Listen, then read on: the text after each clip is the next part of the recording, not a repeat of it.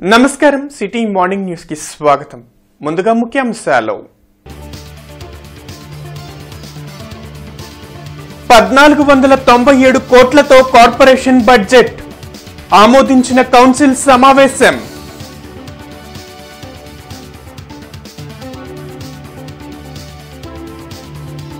తాగునీటి సమస్యపై కౌన్సిల్లో వాడి వేడి చర్చ. అధికారుల తీరుపై సభ్యుల మండిపాటు.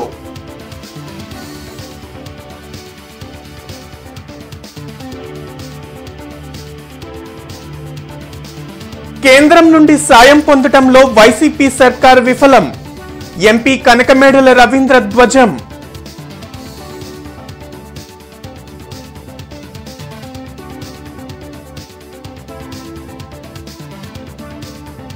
ప్రభుత్వం బాధితులను ఆదుకోవాలని సిపిఐ నేత ముప్పాళ్ల డిమాండ్.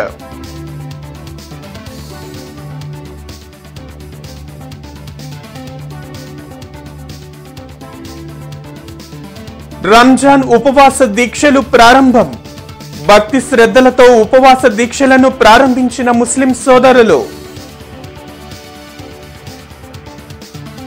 నగరపాలక సంస్థ ప్రత్యేక కౌన్సిల్ సమావేశం వాడి వేడిగా జరిగింది.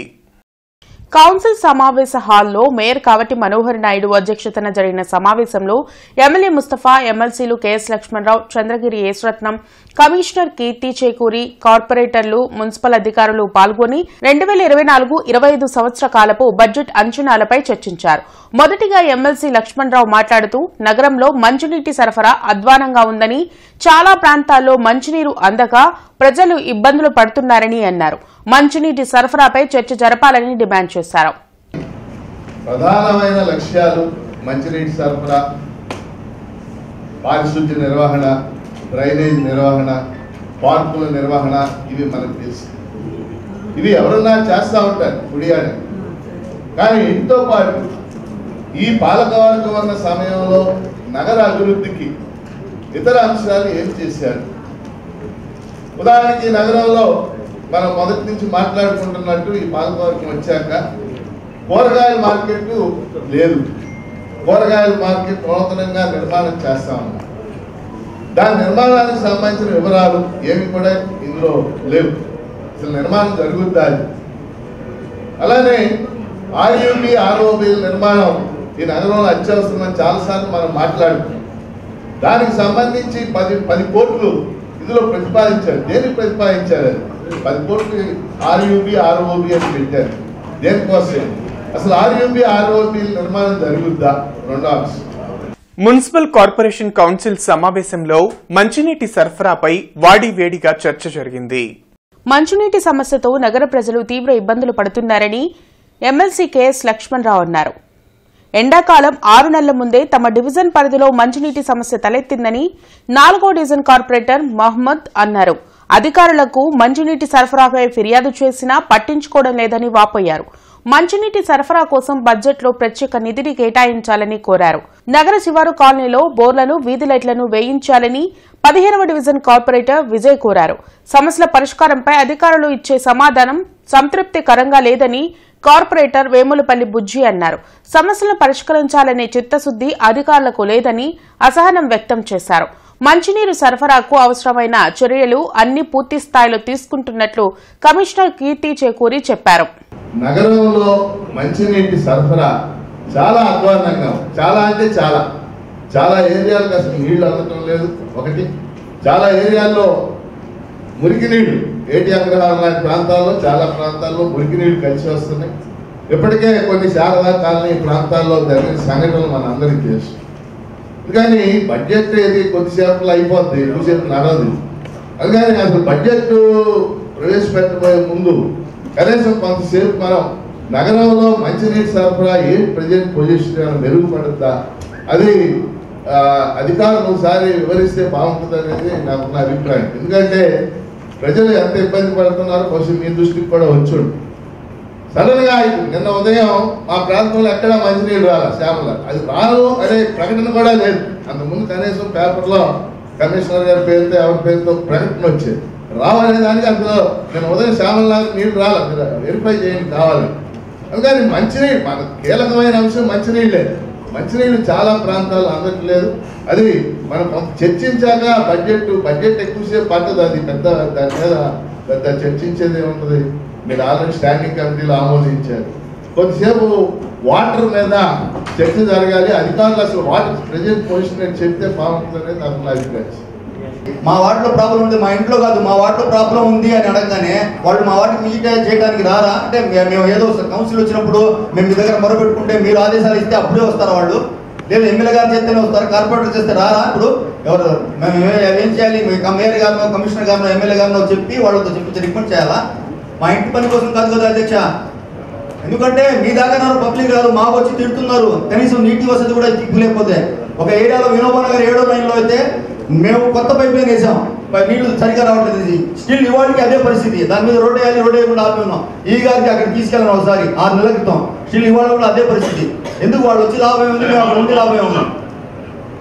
మన వాటర్ ఇబ్బంది అయినప్పుడు బాగా అసలు నీళ్ళకి కొన్ని ఏరియాలు అయితే అసలు రాలా, 3 రోజులు 4 రోజులు కూడా రాలా, బాగా ఇబ్బంది పడుతున్నాం. కాబట్టి ఎటువంటి బడ్జెట్లో ఇన్ని కోట్ల బడ్జెట్ పెట్టినప్పుడు ఎక్స్టెన్షన్ ఏరియాలో కొన్ని వార్డుల్లో మనం చూసుకున్నట్టయితే చాలా సాల్ట్ వాటర్ బోర్లు రిపేర్లు లేకుండా పక్కన పడిపోయి ఉంటున్నాయి. వాటన్నిటిని కూడా పునరుద్ధరించాలని, అవసరం ఉన్న దగ్గర సాల్ట్ వాటర్ బోర్లు వేయాలని చెప్పి ప్రజలకి ఇబ్బంది కలగకుండా. ఎందుకంటే ఎండాకాలం వచ్చిన తర్వాత మొన్నట్లా కనుక ఒక 2 రోజులు 3 రోజులు కనుక బ్రేక్ అయితే గుంటూరు నగరం బాగా ఇబ్బంది పడితే అది లేకుండా మీరు చూసుకోవాలని చెప్పి చిన్నవి 20 వేస్తున్నారు బోర్లు, పెద్ద రోడ్లకి అవే వేస్తున్నారు. మెయిన్ రోడ్ల మీద ఒక ఏరియా నుంచి ఒక ఏరియా లోపల బ్లాక్ అవుట్ లాగా ఉంటున్నాయి. ఈ లోపల కుక్కలు కానీ జంతువులు కానీ ఏమైనా వచ్చినప్పుడు చాలా మంది పడిపోతున్నారు. మెయిన్ రోడ్లు ఏవైతున్నాయో ప్రతి వాటికి అందరికి అవసరమయ్యేది 1-2 మెయిన్ రోడ్లు ఉంటాయి. ఆ మెయిన్ రోడ్లలో మీరు పెద్ద లైట్లు వేస్తే ఇక్కడ ఉన్న వాళ్ళందరూ కానీ లేదా మనం కానీ మంచి పని చేయడానికి అవకాశం ఉండేది. మున్సిపల్ కార్పొరేషన్ 2024-25 బడ్జెట్ అంచనాలను ప్రత్యేక కౌన్సిల్ సమావేశంలో ప్రవేశపెట్టారు. మున్సిపల్ కార్పొరేషన్ బడ్జెట్ అంచనాలను వివరించిన తర్వాత ఎమ్మెల్సీ కెఎస్ లక్ష్మణరావు మాట్లాడుతూ సాధారణంగా జరిగే అభివృద్ది కార్యక్రమాలు కాకుండా ప్రత్యేక అభివృద్ది కార్యక్రమాల అంచనాలను బడ్జెట్లో ప్రవేశపెట్టలేదన్నారు.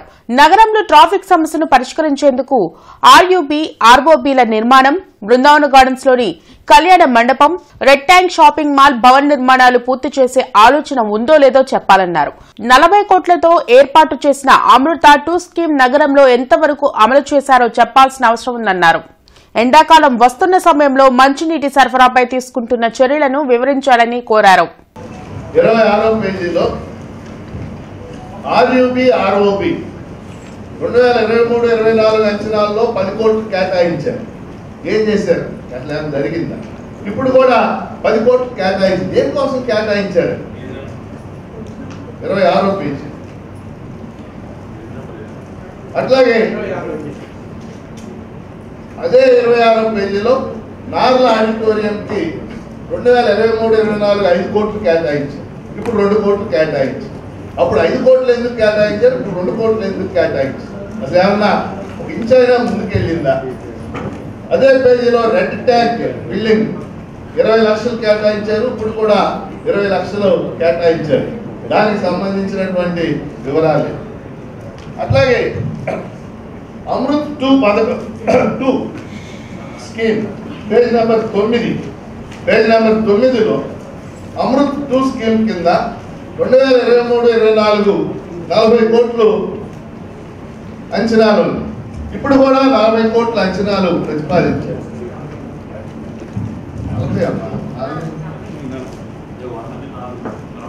మున్సిపల్ కార్పొరేషన్ ప్రత్యేక కౌన్సిల్ సమావేశంలో 2024-25 బడ్జెట్ అంచనాలను ప్రవేశపెట్టారు. మున్సిపల్ కార్పొరేషన్ అధికారులు బడ్జెట్ అంచనాలను చదివి వినిపించారు.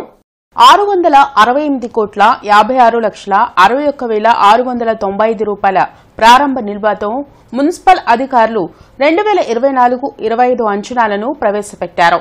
జమలు 828,57,54,000 రూపాయలుగా చూపారు. మొత్తం కలిపి 1,497,15,15,695 రూపాయలు చూపారు. అందులో ఖర్చులు 947,47,66,400 రూపాయలు తీసివేయగా నిల్వ 573,46,49,295 రూపాయల అంచనాతో బడ్జెట్ ను ప్రవేశపెట్టారు. అధికారులు ప్రవేశపెట్టిన బడ్జెట్ ను కౌన్సిల్ ఆమోదించింది. ఈ 2023-24 సంవత్సరానికి సంబంధించి ఈ యొక్క బడ్జెట్ని అంచనాలు తయారు చేయడం కూడా జరిగింది. దానికి సంబంధించి మొన్న 2వ తేదీన ఈ బడ్జెట్ తయారు చేసే అధికారులు స్టాండింగ్ కమిటీకి ఆ బడ్జెట్ అందజేస్తే కొన్ని చర్చించి కొన్ని మార్పులు చేర్పులు చేసి ఆ రోజు స్టాండింగ్ కమిటీలో ఆమోదించడం కూడా జరిగింది. తదుపరి స్టాండింగ్ కమిటీ ఆమోదమైన తర్వాత గౌరవ కార్పొరేటర్లు సమక్షంలో కౌన్సిల్ సమావేశం నిర్వహించి బడ్జెట్ ఆమోదం చేయవలసిన అవసరం ఉంది కాబట్టి ఈరోజు బడ్జెట్ సమావేశం నిర్వహించాం. దానికి సంబంధించి 1497 కోట్ల రూపాయలతో గుంటూరు నగరపాలక సంస్థ బడ్జెట్ రూపకల్పన చేయడం కూడా జరిగింది. దాంట్లో అన్ని వర్గాలకు కూడా సమప్రాధాన్యత ఇస్తూ వాటన్నిటిని కూడా పూర్తిగా ఆ బడ్జెట్లో పొందుపరచడం కూడా జరిగింది. నగరాభివృద్ధి విషయంలో కావచ్చు, అదేవిధంగా మంచినీటి విషయంలో కావచ్చు, అదేవిధంగా నూతన ట్యాంక్ నిర్మాణాలు, అదేవిధంగా పైపుల మరమ్మతులు, డ్రైన్స్, అదేవిధంగా శానిటేషను, అదేవిధంగా మున్సిపల్ కార్పొరేషన్ భవన సముదాయాలు, అదేవిధంగా పార్కులు, అదేవిధంగా మున్సిపల్ కార్పొరేషన్ ఎంప్లాయీస్ విషయంలో కూడా అన్నిటి విషయంలో కూడా ఒక్కటి కూడా విస్మరించి కూడా పూర్తి స్థాయిలో ఈ యొక్క బడ్జెట్ రూపకల్పన చేయడం కూడా జరిగింది. సీఎం జగన్ అనాలోచిత నిర్ణయాలు, అసమర్థ పాలనతో రైతాంగం కోలుకోలేని విధంగా దెబ్బతిన్నారని ఎంపీ కనకమేడల రవీంద్ర తెలిపారు. మంగళగిరిలోని టీడీపీ కేంద్ర కార్యాలయంలో కనకమేడల మీడియాతో మాట్లాడారు. కరువు మండలాల ప్రకటన, కేంద్రం నుంచి సాయం పొందడంలో వైసీపీ ప్రభుత్వం విఫలమైందని మండిపడ్డారు. ధాన్యం సేకరణలో వైసీపీ దళారుల దోపిడీతో వరి రైతులు తీవ్రంగా నష్టపోయారని పేర్కొన్నారు. చంద్రబాబు నాయుడు గారి పాలనలో 1,00,000 నుంచి 3 లక్షల వరకు సున్నా వడ్డీ, పావలా వడ్డీ అమలు చేశారు. జగన్మోహన్ రెడ్డి గారు వచ్చిన తర్వాత పావలా వడ్డీని రద్దు చేసి రైతులను పూర్తిగా దగా చేశారు. ఇలాంటి స్థితిలో రాష్ట్రంలో 30 లక్షల మంది కౌలు రైతులుంటే అందులో 80,000 మందికి మాత్రమే రైతు భరోసాని వర్తించేలాగా చేశారు. మిగతా కౌలు రైతులందరూ పూర్తిగా నష్టపోయారు. ఆంధ్రప్రదేశ్లో కనుక చూసుకున్నట్లయితే కేంద్ర ప్రభుత్వ లెక్కల ప్రకారం రాష్ట్ర ప్రభుత్వం పూర్తిగా నిర్లక్ష్యం చేసినందువల్ల ఎక్కువ రైతులు కుటుంబాలు అప్పుల పాలైపోయారు. రాష్ట్రంలో సుమారు 94% అంటే 93.2% రైతులు కుటుంబాల అప్పుల్లో కూరుకుపోయి ఉన్నాయి. ప్రభుత్వ లెక్కల ప్రకారమే. కేంద్ర ప్రభుత్వ సంస్థ లెక్కల ప్రకారం రైతు ఆత్మహత్యల్లో ఆంధ్రప్రదేశ్ నెంబర్ 3గా ఉంది, 3వ స్థానంలో నిలిచింది. కౌలు రైతు ఆత్మహత్యల్లో దేశంలో ఏపీలో 2వ స్థానంలో ఉంది. నేటి నుండి రంజాన్ ఉపవాస దీక్షలు ప్రారంభమయ్యాయి. క్రమశిక్షణ, దాతృత్వం, ధార్మిక చింతనల కలయికే రంజాన్ మాసం. ముస్లిం సోదరులు రోజుకి 5 సార్లు నమాజ్, కఠిన ఉపవాస దీక్షలను భక్తి శ్రద్ధలతో చేస్తారని ముస్లిం మత పెద్దలు వివరించారు. పవిత్ర రంజాన్ మాసం ప్రారంభ సందర్భంగా సీఎం వైఎస్ జగన్ ముస్లిం సోదర సోదరీమణులకు శుభాకాంక్షలు తెలిపారు. కఠిన ఉపవాస దీక్ష ఆచరిస్తూ దైవ చింతనతో గడిపే ముస్లింలు తమ సంపాదనలో కొంత భాగాన్ని పేదలకు దాన ధర్మాల ద్వారా ఖర్చు చేస్తుంటారని, వారికి అల్లా దీవెనలు లభించాలని సీఎం ఆకాంక్షించారు. పొత్తుల్లో ఎవరికి ఎన్ని సీట్లు అనే అంశంపై టీడీపీ, జనసేన, బీజేపీ తుది నిర్ణయానికి వచ్చాయి. సోమవారం టీడీపీ అధ్యక్షులు చంద్రబాబు, జనసేన అధ్యక్షులు పవన్ కళ్యాణ్, బీజేపీ ప్రతినిధులుగా కేంద్ర మంత్రి గజేంద్ర సింగ్ షెకావత్, మాజీ ఎంపీ వైజయంత్ పాండా సుమారు 8 గంటలు చర్చలు జరిపారు. ఉండవల్లిలోని చంద్రబాబు నివాసంలో ఈ భేటీ జరిగింది. ఈ మేరకు ఏ పార్టీ ఎన్ని సీట్లలో పోటీ చేయనున్నదని వివరిస్తూ ప్రకటన విడుదల చేశారు. తెలుగుదేశం 17 పార్లమెంట్, 144 అసెంబ్లీ స్థానాల్లో, జనసేన 2 పార్లమెంట్, 21 అసెంబ్లీ స్థానాల్లో, బీజేపీ 6 పార్లమెంట్, 10 అసెంబ్లీ స్థానాల్లో పోటీ చేయనుంది. రాజకీయాలను కూడా ఒక వ్యాపార వస్తువుగా మార్చిన ఘనత ముఖ్యమంత్రి వైఎస్ జగన్మోహన్ రెడ్డికి దక్కిందని జనసేన పార్టీ జిల్లా అధ్యక్షులు గాదె వెంకటేశ్వరరావు విమర్శించారు. జిల్లా జనసేన పార్టీ కార్యాలయంలో గాదె మీడియాతో మాట్లాడారు. మేదరమెట్లలో నిర్వహించిన సభకు రాష్ట్ర వ్యాప్తంగా ఉన్న ఆర్టీసీ బస్సులను తరలించడం సిగ్గుచేటన్నారు. రాష్ట్రంలోని ప్రకృతి సంపదను ఇప్పటికే దోచేసిన వైఎస్ జగన్ మిగిలిన అరాకొరను కూడా మరోసారి అధికారంలోకి వచ్చి ఊడ్చేందుకు సిద్దమవుతున్నారని ధ్వజమెత్తారు. ప్రాజెక్టు నిర్మాణాలు పూర్తి కాకుండానే ప్రారంభించవచ్చని సీఎం జగన్ చేసి చూపించారని చెప్పారు. సొంత నియోజకవర్గంకు వెళ్లేందుకు కూడా దారి పొడవునా పరదాలు కట్టుకుని వెళ్లే వ్యక్తి సింహమని ఎలా చెప్పుకుంటున్నారని ప్రశ్నించారు. రాష్ట్రాభివృద్ది కోసమే జనసేన, టీడీపీ, బీజేపీలు పొత్తు పెట్టుకున్నాయని, ప్రజలు బాగుండాలంటే ఈ కూటమికి అండగా నిలవాలని కోరారు. అరే సింహం సింహం సింహం అని మాట్లాడే వైఎస్ఆర్ పార్టీల లీడర్లారా, రేపు పొద్దున ప్రెస్ మీట్ పెట్టి చెప్పండి, మీ నాయకుడు సింహమా లేదంటారు పిల్లో? ఆ పిల్లో ఒకసారి మీరే చెప్పండి. సొంత ఇంటికి వెళ్ళడానికి కూడా చుట్టూత కాపలా పెట్టుకుని వెళ్ళేవాడిని ఏమంటారో ఒకసారి మీరందరూ రేపు పొద్దున ప్రెస్ మీట్ పెట్టి చెప్పండి. ఎందుకంటున్నానంటే మీరు నిజంగా మొగాళ్ళు అయితే మీరు వాడు సింహం సంగతి తర్వాత చూద్దాం. మీరే కనుక మొగాళ్ళ ఏడిస్తే రేపు ఉదయం ప్రెస్ మీట్ పెట్టి మళ్ళీ చెప్పండి మా నాయకుడు సింహమే, జనం మీద పెట్టి కరుస్తాడు కాబట్టి మేము ఆయన ఇంటి చుట్టూ కూడా బారికేడ్లు కట్టాము, జనాన్ని రక్షించడానికి కట్టాము. అమ్మటరామ చెబుతాడు కదా, జనాన్ని రక్షించడానికి కట్టాను చెప్తే మా వాడు సింహమే అని చెప్తావో లేదంటే ఇంకొకటి ఏమన్నా చెప్తావో రాంబాబు రేపు సిద్ధంగా ఉండు. ఎందుకంటే రాష్ట్ర ప్రజలందరూ కూడా ఒకటే కోరుతున్నాను, ఇవాళ రాష్ట్రాన్ని ఏ రకంగా నాశనం చేశారో వీళ్ళందరూ కూడా మీరందరూ గమనించారు. కాబట్టి రేపు ఏదైతే ఇవాళ జనసేన పార్టీ ఈ రాష్ట్రాన్ని బాగు చేయడం కోసం, ఈ రాష్ట్రంలో ఉన్నటువంటి యువతకి మంచి భవిష్యత్తు కల్పించాలనే ఉద్దేశంతో, ఈ రాష్ట్రంలో ఉన్నటువంటి ప్రకృతి వనరులు ఏ రకంగా కాపాడుకోవాలనే ఒక ఆశయంతో, ఈ రాష్ట్రం నాశనం కాకుండా ఈ రాష్ట్రంలో పుట్టినటువంటి ప్రతి జీవి కూడా సక్రమంగా బతకాలి అనే ఒక ఆలోచనతో తెలుగుదేశం పార్టీతో బీజేపీతో పొత్తుకెళ్ళామో ఈ పొత్తుని మీరందరూ కూడా స్వాగతించండి. రాష్ట్ర ప్రభుత్వం అగ్రిగోల్డ్ బాధితులను ఆదుకోవాలని సిపిఐ రాష్ట్ర సహాయ కార్యదర్శి ముప్పాళ్ల నాగేశ్వరరావు డిమాండ్ చేశారు. అగ్రిగోల్డ్ బాధితులను ఆదుకోవాలని డిమాండ్ చేస్తూ AgriGold customers and agents welfare association ఆధ్వర్యంలో భారీ ర్యాలీ నిర్వహించారు. వెంకటేశ్వర విజ్ఞాన మందిరం నుండి లాడ్జీ సెంటర్ వరకు సాగిన ర్యాలీలో అగ్రిగోల్డ్ బాధితులు పెద్ద సంఖ్యలో పాల్గొన్నారు. ఈ సందర్భంగా ముప్పాళ్ల నాగేశ్వరరావు మాట్లాడుతూ అధికారంలోకి రాగానే అగ్రిగోల్డ్ బాధితులను ఆదుకుంటామని హామీ ఇచ్చినా ముఖ్యమంత్రి ఇప్పటి వరకు ఇచ్చిన హామీని అమలు చేయలేదన్నారు. ఆత్మహత్యలకు పాల్పడిన బాధిత కుటుంబాలకు 25 లక్షల రూపాయల పరిహారాన్ని చెల్లించాలని డిమాండ్ చేశారు. ఇచ్చిన హామీని అమలు చేయకుంటే రానున్న ఎన్నికల్లో తగిన బుద్ధి చెప్తామని హెచ్చరించారు. ఎమ్మెల్యే ముస్తఫా ఆదేశాల మేరకు 11వ డివిజన్ ఆనందపేట 9/7 నందు సీసీ రోడ్ల శంకుస్థాపనకు తూర్పు నియోజకవర్గ సమన్వయకర్త నూరి ఫాతిమా హాజరయ్యారు. ఈ సందర్భంగా ఆమె మాట్లాడుతూ అభివృద్ధి లక్ష్యంగా తూర్పు నియోజకవర్గం దూసుకెళ్తుందన్నారు. టీడీపీ నేతలు ఎన్ని అడ్డంకులు సృష్టించినా వెనకడుగు వేసే ప్రసక్తే లేదన్నారు. కార్యక్రమంలో కార్పొరేటర్ అబీద్, వైసీపీ నాయకులు ఇనైతుల్లా, హిదైతుల్లా తదితరులు పాల్గొన్నారు. 15 రోజుల క్రితం శ్రీను అనే వ్యక్తిని హత్య చేసిన నిందితుడిని లాలాపేట పోలీసులు అరెస్ట్ చేశారు. ఒంగోలుకు చెందిన తోటా శ్రీను అనే వ్యక్తి నగరంలోని పలుచోట్ల క్యాటరింగ్ పనులు చేసుకుంటూ జీవనం సాగిస్తున్నారు. మద్యానికి అలవాటు పడిన శ్రీను తనకు పరిచయమైన బొమ్మగాని సతీష్ను మద్యానికి డబ్బులు ఇవ్వాలని బెదిరింపులకు గురిచేశారు. శ్రీను బెదిరింపులు తాళలేక 26వ తేదీ రాత్రి శ్రీను తలపై రాయితో కొట్టి సతీష్ హత్య చేశారు. దీనిపై కేసు నమోదు చేసిన లాలాపేట పోలీసులు సతీష్ను అరెస్ట్ చేసి రిమాండ్కు తరలించినట్లు ఏఎస్పీ నచికేత సిల్కే తెలిపారు.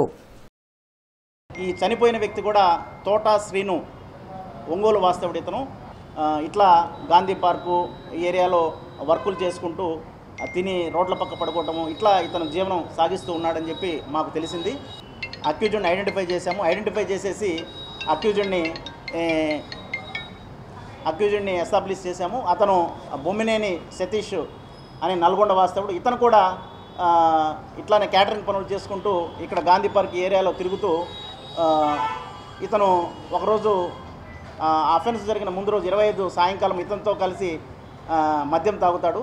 ఈ చనిపోయిన వ్యక్తి ఇతన్ని మందు ఇప్పించమని అడగటము, అతనికి మందు ఇప్పించటము, ఇప్పించిన తర్వాత కూడా అగైన్ నాకు అధికంగా మందు కావాలి అని చెప్పి డిమాండ్ చేసి అతన్ని కొట్టడము జరిగింది. దాని మీద గతంలో కూడా ఈ చనిపోయిన వ్యక్తి ఇతన్ని డబ్బుల కోసం వేధించడము, బెదిరించడము అవన్నీ కూడా ఇతని మనసులో ఉన్నాయి.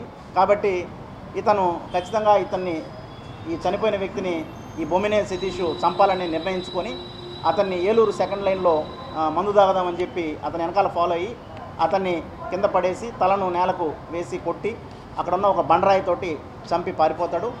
అతన్ని మేము నిన్న అరెస్ట్ చేశాము. అతన్ని జ్యుడిషియల్ రిమాండ్కి పంపిస్తున్నాం. నగరపాలక సంస్థ కౌన్సిల్ సమావేశం సందర్భంగా ఎమ్మెల్యే మహమ్మద్ ముస్తఫా భావోద్వేగానికి గురయ్యారు. ఈ మేరకు కౌన్సిల్ సమావేశంలో ఇదే మా చివరి ప్రసంగమంటూ వ్యాఖ్యానించారు. త్వరలో విడుదల కానున్న ఎలక్షన్ నోటిఫికేషన్ నేపథ్యంలో కౌన్సిల్ సమావేశం కూడా జరిగేందుకు కొన్ని నెలల కాలం పట్టనుంది. అదేవిధంగా ఎమ్మెల్యేల 5 ఏళ్ల పదవీ కాలం కూడా పూర్తి అవుతుండటంతో అందరికీ ధన్యవాదాలు తెలుపుతూ కౌన్సిల్ సమావేశంలో ఎమ్మెల్యే ముస్తఫా చివరిసారిగా ప్రసంగించారు. కార్పొరేటర్లు, అధికారులు సమిష్టిగా పనిచేసి నగరాభివృద్ధికి కృషి చేయాలని సూచించారు. గతంలో ఎన్నడూ లేని విధంగా నగరంలో 400 కోట్ల రూపాయలతో అభివృద్ధి పనులు చేయడం గర్వంగా ఉందన్నారు. ఇప్పటి వరకు తూర్పు నియోజకవర్గంలో అభివృద్ధికి సహకరించిన వారందరికీ ధన్యవాదాలు తెలిపారు. రానున్న కాలంలో మరింత సమర్థవంతంగా పనిచేసి నగరాభివృద్ధిలో భాగస్వాములు కావాలని మహమ్మద్ ముస్తఫా పిలుపునిచ్చారు. మా కమిషనర్ గారికి, కీర్తి గారికి, అధికారులకు, మాకు చేసిన మా కార్పొరేటర్లందరికీ కూడా 1 టౌన్ 2 టౌన్ అందరికీ కూడా మీ హృదయపూర్వక నా అభినందన తెలియజేస్తున్నాను. ఎందుకంటే ఇది నా చివరి ఇక్కడ మాట్లాడే మాట ఇది నా చివరిది అనమాట. నా తరఫున ఎవరైనా తప్పుగా భావిస్తే అందరూ క్షమించాల్సి కోరుకుంటూ, మరి అధికారులు మీరు చక్కగా చేస్తున్నారు, బాగా చేస్తే ఇబ్బంది లేదు, ఇంకా చేయండి, ప్రజలకు ఉపయోగపడే విధంగా చేయాల్సి కోరుకుంటూ, మరి ఇది చివరి మాట, చివరి నా ప్రవేశం కాబట్టి మరొకసారి మేయర్ గారికి మరి మా అధికారులకి మనస్ఫూర్తిగా మరొకసారి నేను పేరు అభినందన తెలియజేస్తూ మనస్ఫూర్తిగా మిమ్మల్ని, ఎందుకంటే తర్వాత మళ్ళీ రాలేదు చూడలేదు కాబట్టి మిమ్మల్ని అందరినీ కూడా ఒకసారి మనస్ఫూర్తిగా నా కళ్ళతో మరి చూసుకుంటూ, మరి ఇది చివరిది కాబట్టి మరి తప్పు జరిగితే క్షమించవలసిందిగా. దళితుల పట్ల ఇంకా కుల వివక్ష కొనసాగటం సిగ్గుచేటని రాష్ట్ర SC commission chairman Victor Prasad అన్నారు. ఇటీవల దళితుల ఆత్మ గౌరవ పోరాట సంఘం రాష్ట్ర కార్యాలయం వద్ద ట్రాఫిక్ డీఎస్పీ వివి నాయుడు చేసిన అనుచిత వ్యాఖ్యలను విక్టర్ ప్రసాద్ తప్పుపట్టారు. సంఘ రాష్ట్ర అధ్యక్షులు గన్నేపూడి సుధాకర్ కారు టైర్లు గాలితీసి తన ఇష్టం వచ్చినట్లు మాట్లాడటం కుల దురహంకారానికి నిదర్శనమన్నారు. ఘటనపై సంబంధిత పోలీస్ స్టేషన్లో దళిత సంఘాలు ఫిర్యాదు చేసినా ఇప్పటి వరకు ఎఫ్ఐఆర్ కట్టకపోవడం దళితులను కించపరచడమేనన్నారు. ఒక డిఎస్పీ కులోన్మాదానికి గౌరవ ముఖ్యమంత్రికి వాళ్ళ పార్టీకి ఎంత చెడ్డ పేరు వస్తుంది. జరిగింది, ఎందుకు ఎఫ్ఐఆర్ కట్టలా? అదే వేరే కులస్తులు అయితే వెంటనే కట్టేస్తారా? సో దట్ నేను ఇక్కడ కన్సర్న్ సిఐకి, ఎస్హెచ్ ఎవరైతే ఉన్నారో ఎస్పీ గారు, మీరందరూ ఈ విషయం మీద వెంటనే రెస్పాండ్ అయ్యి ఎఫ్ఐఆర్ కట్టి దీని మీద ఎస్పీ గారు ప్రత్యక్షంగా ఈ ఆఫీస్కి వచ్చి మా సంఘాల నాయకులను కలిసి విచారణ చేసి ఈ కేసుని ఎఫ్ఐఆర్ కట్టించి వేగవంతం చేయవలసిందిగా. నగరంలో షాదాబ్ హలీం హౌస్ ప్రారంభమైంది. ఆర్టీసీ బస్టాండ్, ఎన్టీఆర్ సర్కిల్ వద్ద ప్రారంభమైన హలీం హౌస్ లో అన్ని రకముల ఆహార పదార్థాలు లభించునని నిర్వాహకులు షేక్ ఇలియాస్, కాజా ఆసిఫ్, షేక్ మహమూద్, షేక్ అన్వర్ తెలిపారు.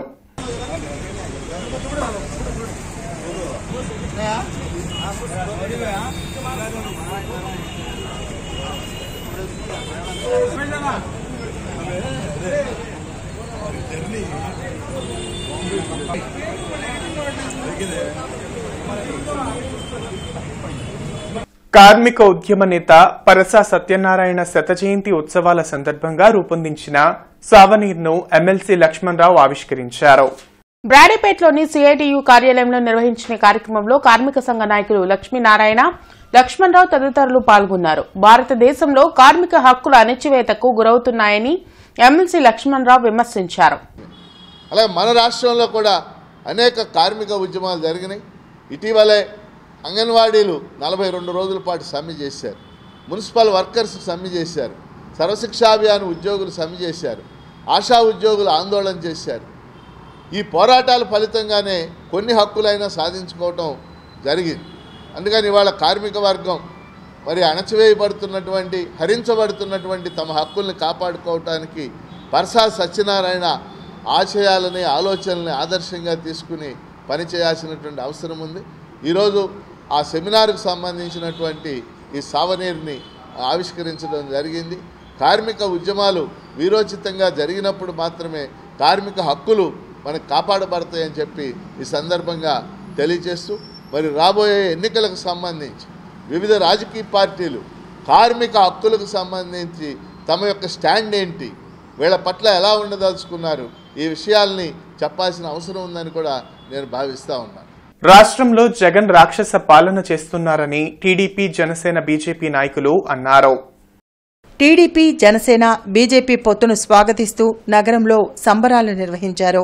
టీడీపీ జనసేన బీజేపీ నాయకులు కార్యకర్తలు స్వీట్లు పంచుకొని సంబరాలు జరుపుకున్నారు. జగన్ను రాజకీయ సంహారం చేసేందుకు టీడీపీ జనసేన బీజేపీ ఉమ్మడి పోరాటం చేస్తుందన్నారు. రాష్ట్రంలో సంక్షేమం అభివృద్ధి లోపించడంతో నిరుద్యోగులు తీవ్ర ఇబ్బందులు పడుతున్నారన్నారు. అభివృద్ధి కంటే అవినీతికి ప్రాధాన్యతనిస్తూ జగన్ రాష్ట్రాన్ని రావణ కాష్టంగా మార్చారన్నారు. సీట్ల సర్దుబాటు విషయంలో 3 పార్టీలు సమిష్టిగా వ్యవహరిస్తూ టీడీపీ జనసేన బీజేపీ అధికారమే లక్ష్యంగా పనిచేస్తామని తెలిపారు. ఈ రాష్ట్రాన్ని మనం కాపాడాలి. ఈ రాష్ట్రాన్ని వైసీపీ విముక్త ఆంధ్రప్రదేశ్ చేయాలి. ఈ యొక్క జగనాసుడి పాలన నుంచి, ఈ అరాచకత్వం నుంచి, ఈ దాష్టికాల నుంచి ఈ ఆంధ్రప్రదేశ్ ప్రజల్ని కాపాడాలి. 5 కోట్ల ఆంధ్రప్రదేశ్ ప్రజల భవిష్యత్తుని మనం కాపాడనేది ఒక సదుద్దేశంతో ఈ పార్టీలు ఉమ్మడి పొత్తును కల్పించుకున్నాయి. ఎందుకంటే ఎప్పుడైతే వైసీపీ అధికారంలోకి వచ్చిందో ఈ రాష్ట్ర ప్రజలు 6 కోట్ల రాష్ట్ర ప్రజలు స్వేచ్ఛా స్వతంత్రాలు కోల్పోయారు. ఉద్యోగాలు చేసుకోనివ్వట్లేదు, వ్యాపారాలు చేసుకోనివ్వట్లేదు. ఎక్కడ ఖాళీ స్థలాలు కనపడతాయో అక్కడ కబ్జా చేస్తూ ఉన్నారు, ఎక్కడ కొండలు కనపడతాయో అక్కడ కబ్జా చేస్తూ ఉన్నారు. మహిళలకు భద్రత లేదు, నిరుద్యోగులకు ఉద్యోగాలు లేవు. మోదీ ప్రభుత్వ ఉచ్చులో పడకుండా ఎన్నికల బాండ్ల వివరాలు బయటపెట్టాలంటూ నగరంపాలెంలోని ఎస్బీఐ బ్యాంకు వద్ద సిపిఎం ఆందోళన నిర్వహించి నిరసన తెలిపింది. ఎన్నికల బాండ్లు చెల్లవని సుప్రీంకోర్టు తీర్పు ఇస్తే ఎస్బీఐ ఎందుకు వివరాలను బయట పెట్టడం లేదని సిపిఎం నేత పాసం రామారావు ప్రశ్నించారు.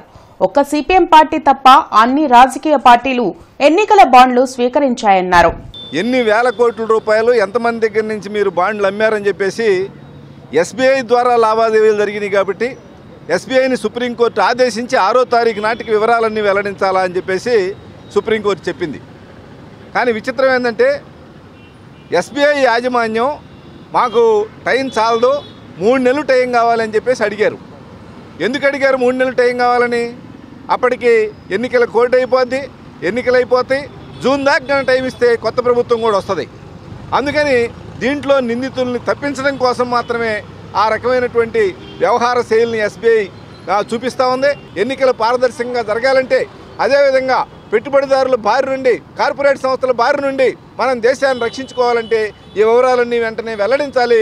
వెల్లడించకపోతే ఎస్బీఐని ఖచ్చితంగా ప్రజలు ఆమోదించరు, ఎస్బీఐకి ఉన్నటువంటి చిత్తశుద్ధిని శంకిస్తారు. వెంటనే ఆ బాండ్ల వివరాలు వెల్లడించాలని చెప్పేసి, దీంట్లో ఎవరెవరికి ఎంత చెందినారో వెల్లడించాలని చెప్పేసి సిపిఎం కోరుతా ఉంది.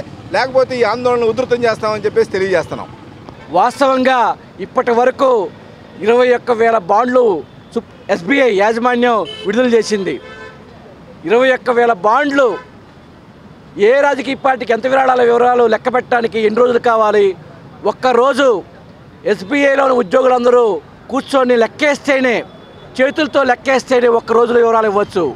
కానీ ఈరోజు టెక్నాలజీ పెరిగిన తర్వాత, డిజిటలైజేషన్ తగిన తర్వాత ఒక్క మీటర్ నొక్కితే 5 నిమిషాలు వివరాలన్నీ బయటకు వస్తాయి. ఈరోజు రాష్ట్రంలో జగన్మోహన్ రెడ్డి గారు ఒక్క మీటర్ నొక్కి లక్షల మంది లబ్ధిదారులకి రకరకాల పథకాలు అమలు చేస్తూ ఉన్నాడు. అలాంటప్పుడు ఎస్బీఐ కేవలం 21,000 ఎన్నికల బాండ్ల వివరాలు ఇవ్వటం కోసం ఎందుకు ఇంత టైం తీసుకుంటా ఉంది? 21 రోజులు టైం ఇస్తే ఎందుకు చాలటం లేదు?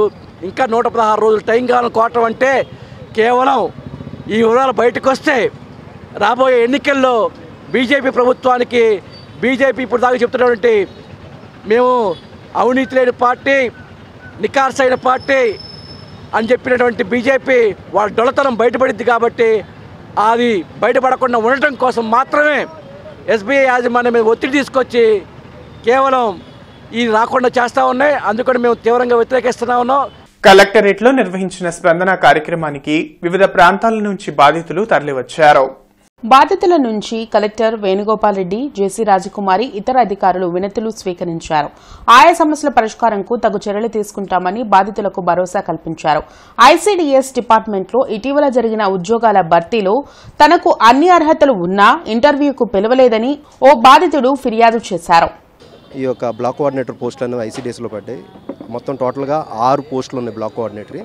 వాటిలో నేను అప్లై చేసుకోగా నాకు అర్హత ఉండి కూడా, అలాగే నాకు అనుభవం కూడా ఉండి ఉన్నా సరే నన్ను కన్సిడర్ చేయకుండా ఈ యొక్క 200 చిల్లర అప్లికేషన్స్ వచ్చినాయి. వాటిలో 29 మందిని సెలెక్ట్ చేశారన్నారు, అది ఇంటర్వ్యూ పర్పస్ కోసం. వాటిలో నా పేరు లేకుండా నాకు అన్యాయం చేయడం జరిగింది. ఈ విషయం గురించి కలెక్టర్ గారికి నివేదించాను ఆల్రెడీ గత నెల 5వ తారీఖున.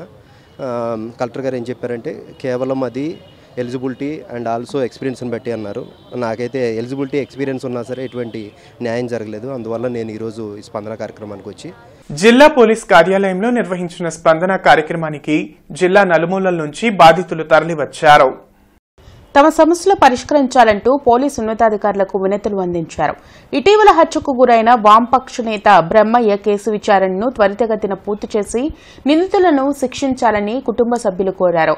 అలాగే ప్రతిపాడులో మరియమ్మ అనే బాధితురాలపై కొంతమంది దాడి చేస్తే నిందితులపై కేసు నమోదు చేయకుండా బాధితురాలపై పోలీసులు కేసు పెట్టారని ఫిర్యాదు చేశారు. బ్రహ్మయ్య 25 సంవత్సరాలు జిల్లా కార్యదర్శిగా చేశాడండి. మొన్నటిదాకా కూడా అది పక్కన పెట్టామన్నారు. ఈ రోజున మాజీ అని మాట్లాడుతున్నారు. వాళ్ళు మాకు ఎలాంటిది రుజువు అట్లా పేపర్ కానీ మాకేమీ లేదు మాజీ అని అనటానికి. ఇప్పటి వరకు కలిసే ఉన్నామనేది మాట్లాడుతున్నారు. మళ్ళీ మేము ఎవరికి ఎలాంటి బకాయిలు లేము. దౌర్జన్యంగా హమాలీసు 16 సంవత్సరాల నుంచి మేము పనిచేసాము. మీరు కంపెనీ అమ్ముకుని పోతున్నారు, మాట ఏంటి అని చెప్పేసి మా మిషనరీ దౌర్జన్యంగా ఆపేసి మా మీద దౌర్జన్యానికి వస్తున్నారు. లక్షలు డిమాండ్ చేస్తున్నారు. వేముల కోటేశ్వరరావు, హమాలి మేస్త్రి. మేము చట్టపరంగా వాళ్ళకి ఏమి ఇవ్వాల్సిన పని లేదు. డైలీ వేజెస్ ప్రతిరోజు పనిచేశారు, డబ్బు ఇచ్చాము. వాళ్ళకి ఇవ్వాల్సిన రూల్స్ ప్రకారం ఇచ్చాము. డబ్బు ఇచ్చాము. మా సంస్థలో కరెంటు లేక 6 మాసం అయింది. కరెంటు గవర్నమెంట్ కట్ చేశారు. బిల్లు కట్టినందువల్ల మా ఆర్థిక పరిస్థితి మేము సంస్థ అమ్ముకున్నాము. అయినా సరే వాళ్ళు డబ్బు డిమాండ్ చేసి మా మీద దౌర్జన్యానికి వచ్చి లక్షలు డిమాండ్ చేస్తున్నారు. ఇది మాకు న్యాయం చేయమని ఎస్పీ గారి దగ్గరికి వచ్చాము. నా పేరు కంబం ఆనంద్ కుమార్ అండి. నేను జనం పార్టీ స్టేట్ ప్రెసిడెంట్. నేను గౌరవనీయ గుంటూరు జిల్లా ఎస్పీ గారిని ఈరోజు గ్రీవెన్స్లో కలవటం జరిగింది. గుంటూరు జిల్లా పత్తిపాడు మండలం తుమ్మలపాలెం గ్రామానికి సంబంధించి మెరుగు మరియమ్మ అనేటువంటి ఒక దళితురాలు, నిరుపేద మాల కులస్తురాలు. ఆమె పొలాన్ని మరి విఆర్ఓ కె శ్రీధర్ బాబు సహకారంతో ఆ ఊర్లో ఉన్నటువంటి బీసీ కులస్తులైన యాదవులు కందుల గంగారావు, కందుల గోపి, కందుల ప్రణయ్, కందుల వేణుగోపాలు, కందుల సామ్రాజ్యం, ఇంకా మళ్ళీ వాళ్ళ అనుచరులు ఒక 30 మంది జనవరి నెలలో 8వ తారీఖున పొలంలో పనిచేసుకుంటున్న మెరుగు మరియమ్మ కుటుంబం మీద దాడి చేశారు. వాళ్ళ చేతుల్లో కత్తులు, గొడ్డళ్ళు, కర్రలు, రాడ్లు ఉన్నాయి. వాళ్ళకి జరిగిన అన్యాయం గురించి ఆ రోజున పత్తిపాడు ఎస్ఐ గారికి చెప్పడం జరిగింది. ఎస్ఐ గారు న్యాయం చేస్తానని చెప్పి ఇంతవరకు న్యాయం చేయకపోగా బాధితుల మీద కౌంటర్ కేసు పెట్టారు. పెద్దకూరపాడు ఎమ్మెల్యే నంబూరు శంకర్రావు అమరావతి మండలంలో పలు భవనాలను ప్రారంభించారు. అమరావతి మండలం మండేపూడి గ్రామంలో నురుకులపాడు ప్రాథమిక వ్యవసాయ సహకార పరపతి సంఘం సహకారంతో నూతనంగా నిర్మించిన 44 లక్షల రూపాయల బహుళ ప్రయోజన సౌకర్య గోదాము, 1,20 లక్షల రూపాయలతో రైతు విజ్ఞాన వేదికను ఎమ్మెల్యే నంబూరు శంకర్రావు ప్రారంభించారు. ఇవి బులెటిన్ అప్డేట్స్. నమస్కారం.